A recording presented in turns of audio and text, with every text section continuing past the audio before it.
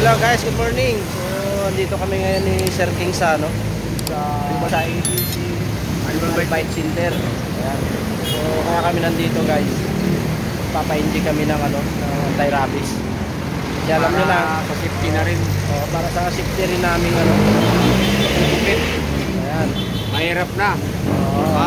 Nagbigay tayo ng saya sa mga dog lovers, tapos kami para yung silya ng kandila. So ayan guys, tara, akit tayo sa taas para penjik na tayo. Tayo.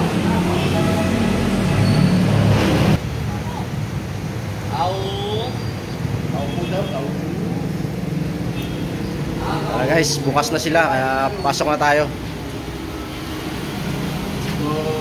Ayan guys, so tingnan nyo yung mga babala. Oo. So yun guys, yung babala, rabies ay nakakamatay. Ayan.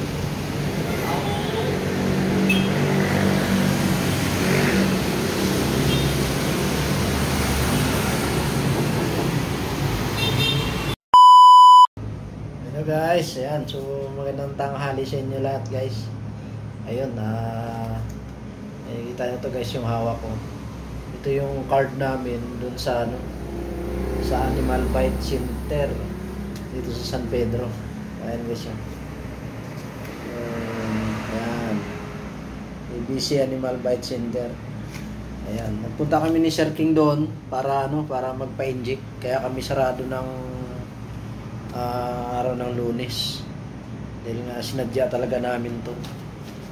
So kasi guys, nung nakarang linggo ng araw ng linggo, meron kaming mga nagupitan dito.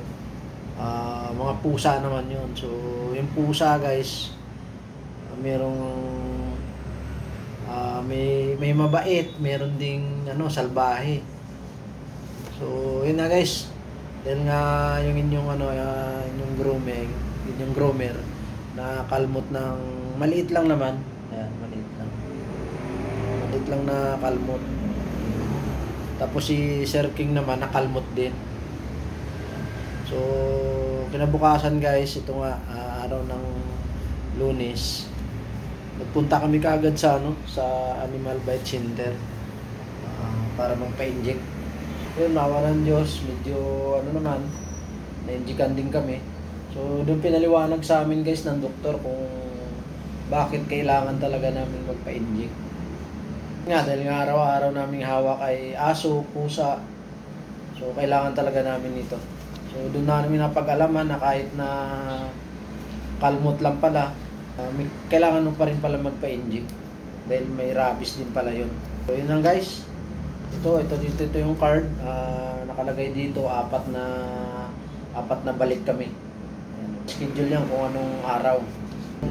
Price pala nito, kaya naman guys ng bulsa.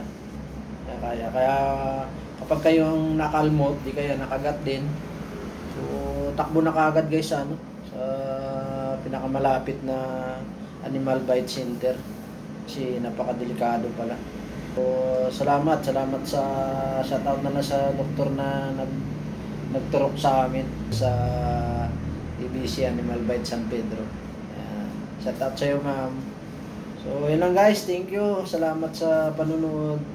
Bye.